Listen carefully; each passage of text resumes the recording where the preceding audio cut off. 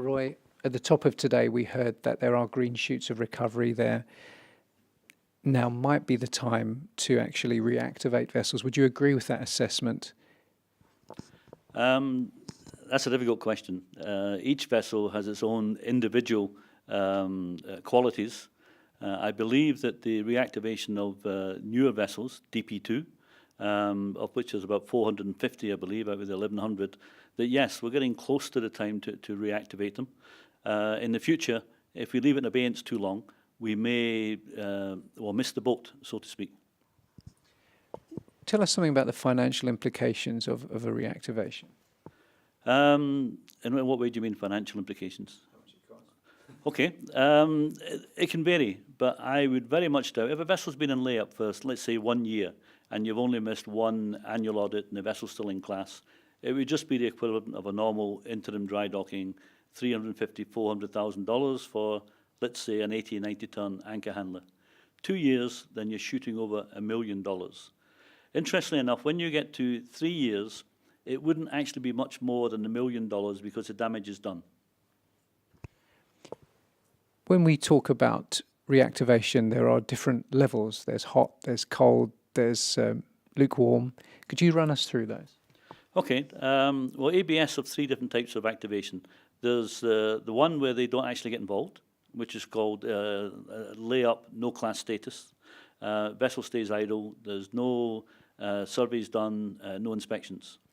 There's the second one, which is a cold class, where ABS, as a class society, would actually approve the guidelines for the layup in regards to the maintenance of the vessel, and they would also do an annual audit. But you could downman that vessel to maybe 4 or 5 men, save costs. You wouldn't have to renew the LSA, the annual load line, etc. So you could save significant costs in layup. The warm layup is really when the vessel would be ready to go within possibly 2 or 3 weeks, and most systems are kept operational. Planned maintenance is done. However, things like LSA, your life rafts, your pyrotechnics, you don't have to renew them during the laid-up period, but you will have to obviously renew them when you come back into service. Now, you mentioned class society, and that chimes with a question we fielded from the floor. Basically, one of our audience members said, reactivation surveys are searching, but class and flag properly act on a class-by-class basis. And they asked you, what's the alternative if the safety of seafarers is not to be compromised? There's no alternative. The safety of seafarers has got to be paramount to everything you do. What the guy actually said was, I think he said a vessel-by-vessel basis, not a class-by-class, because all class are just about the same. What I am saying is that, you know, as an old seafarer, you can have a class surveyor come on board your vessel, right, and go through it every single nook and cranny, and you know that the vessel's fine.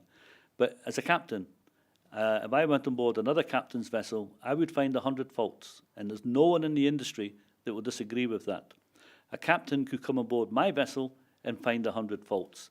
It doesn't mean that the level of requirements for the safety of the crew is diminished in any way.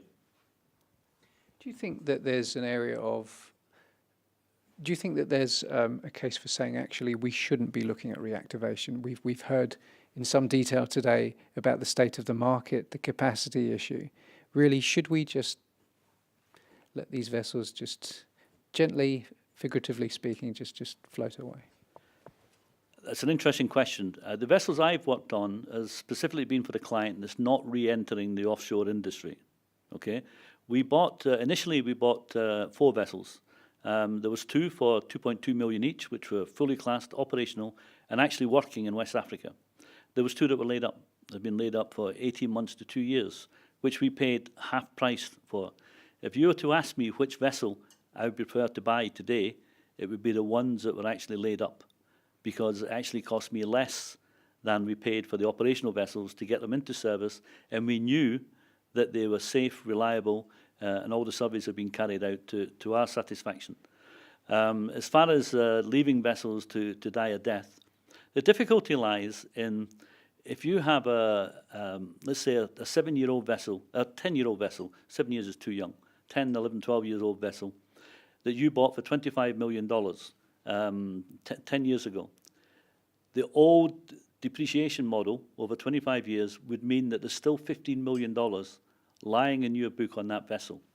Many operators have taken impairments on this, right? But they'll still be sitting in their books at probably, and this is just a guess, I don't know individual companies, $5 to $7 million. If they let them die and write them off, they have to write off another $5 to $7 million, take further impairments and further losses, and a risk obviously to the share prices and the unhappiness of investors and banks.